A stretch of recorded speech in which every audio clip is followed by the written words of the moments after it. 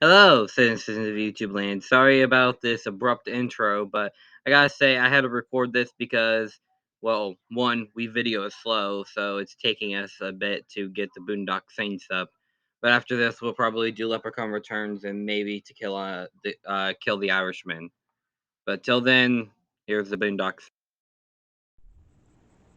Hello, citizens of YouTube land. Hey, And it's the first episode of March of the Irish. This time it's going to be The Boondock Saints.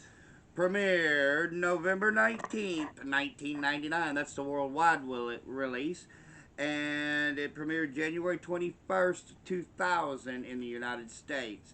Made for a budget of $6 million.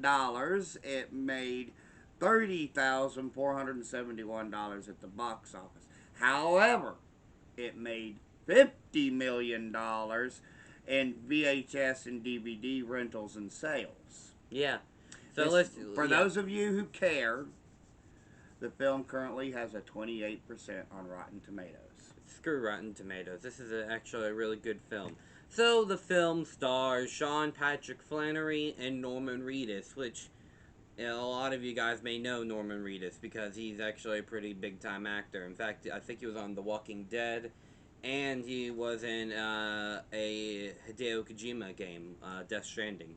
And you should probably be pretty familiar with Sean Patrick Flannery as well, because he's been in a lot of different stuff, including the Dead Zone TV series, among other things. So he's pretty well established and pretty famous too. The director, was his first film. He wrote and directed it. It's a man by the name of Troy Duffy. Yeah, and it also stars Willem Dafoe in a role that I've never really seen him in before, so it was actually a pretty good job on that one. So let's get right on into it. The film starts with some working class Joes at an Irish bar, and they're drinking and they're having a good time when some Russian thugs come in. Yeah, and these guys are the McManus brothers, played by, as the two previously mentioned, Sean Patrick Flannery and Norman Reedus. And the Russian thugs, that they are actually working for like the Russian mafioso big time guy. They're working for the Russian crime syndicate because And that's what their name is.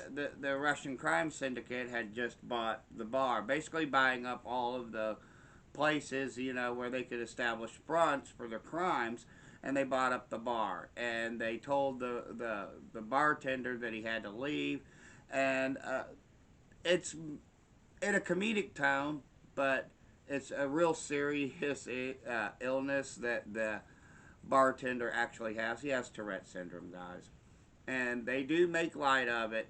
And it is kind of funny if you just go with it. He says like two swear words for his Tourette's. It's actually pretty funny. Yeah. And so he's basically telling them off, and then that's when the McManus twins interrupt and say, "Hey guys, it's St. Patrick's Day. Everybody's Irish tonight. Just have a drink and let's settle down."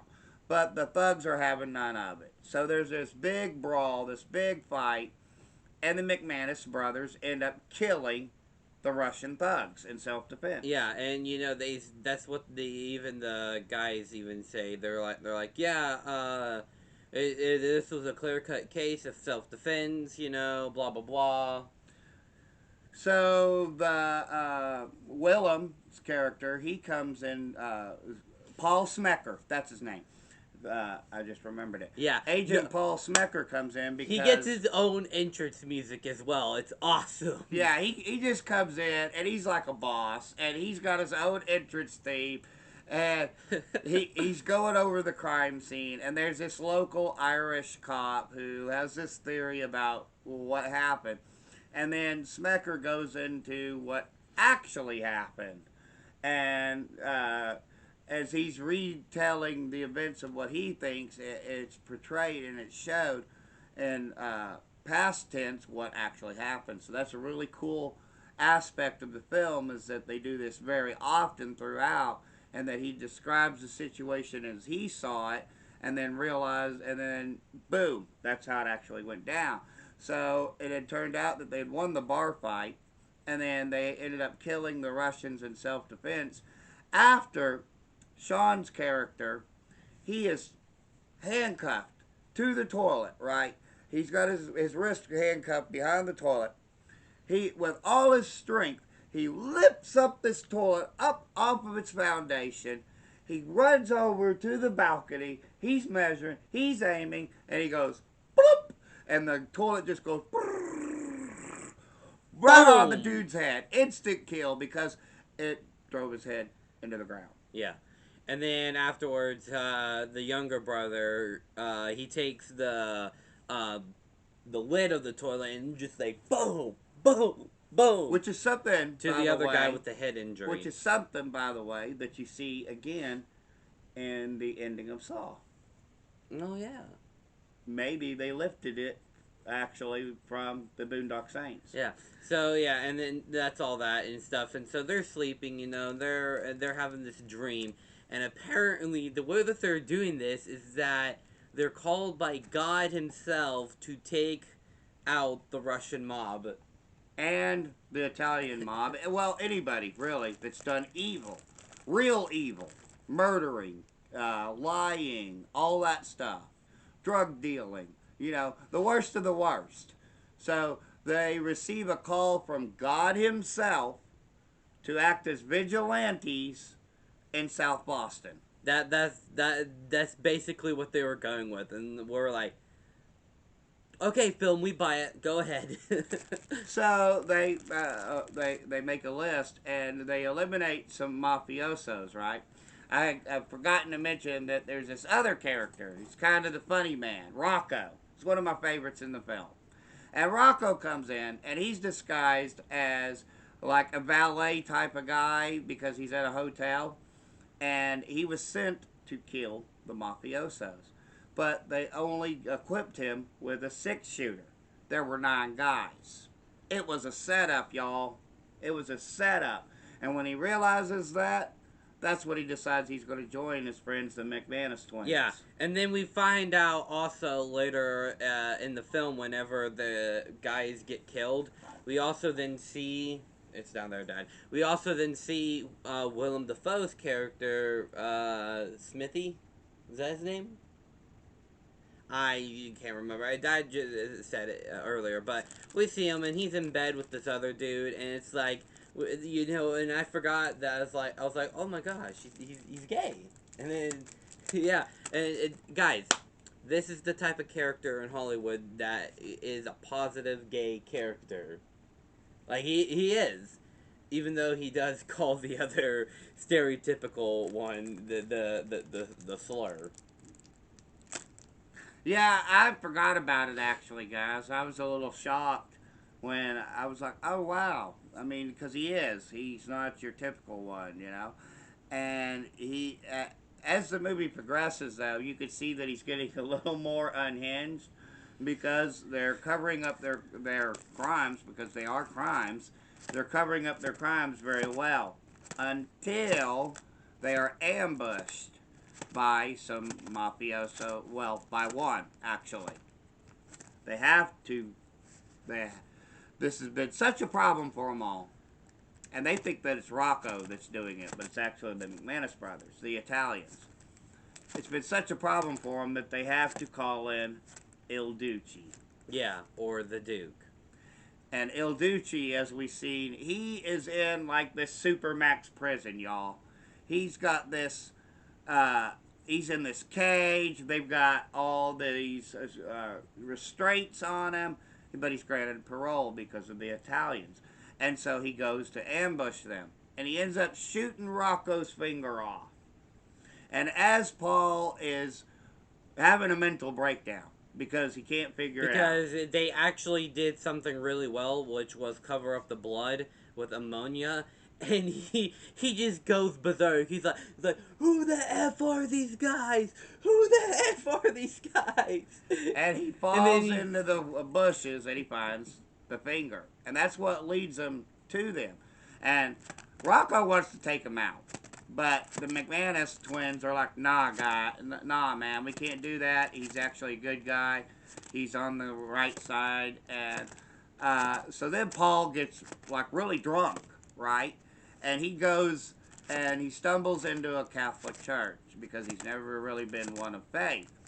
But he stumbles in there, and Rocco follows him in too. And he goes and he gets the priest, and he's about to kill Smecker when one of the McManus twins jumps in from behind and says, absolutely not.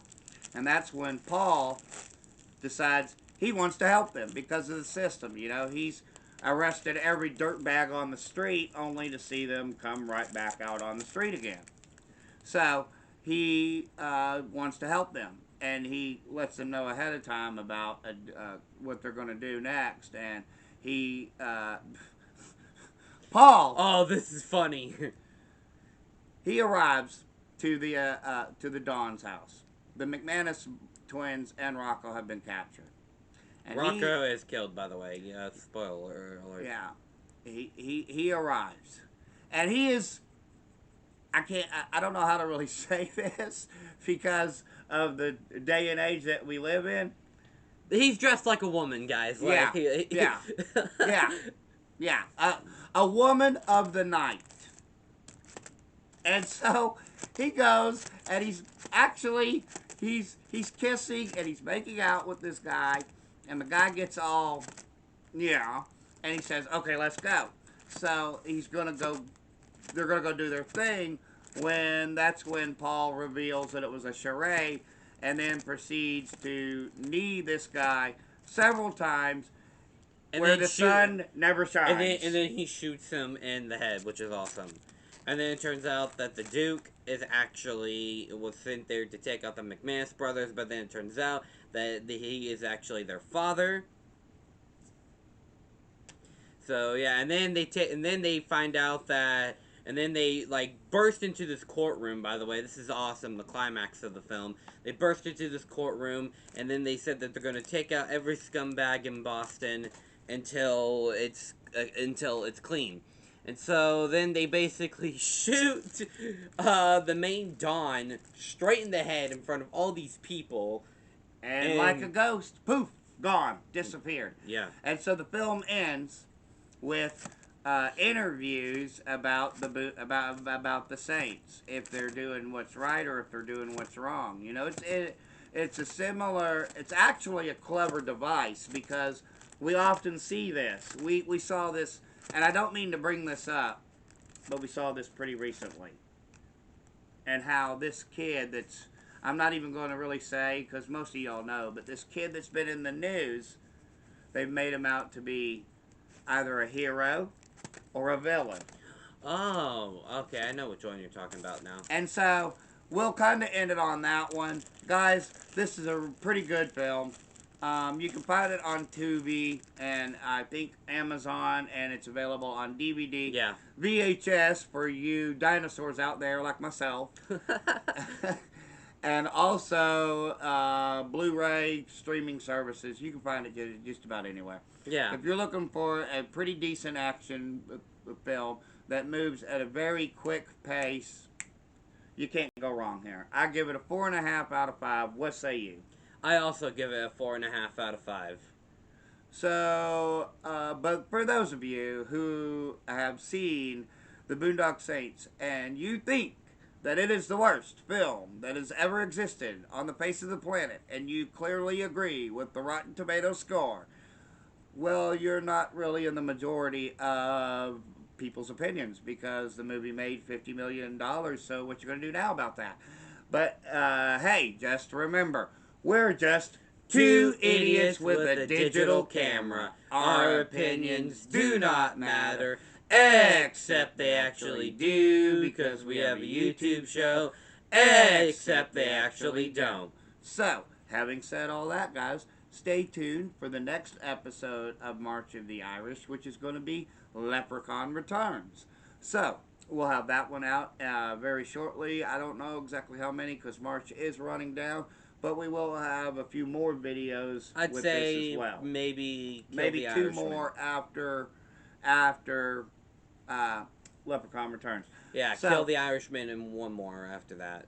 so having said all that, guys, there's only one thing left to say, and that is Peace and love from Denny and Son. Bye. Bye.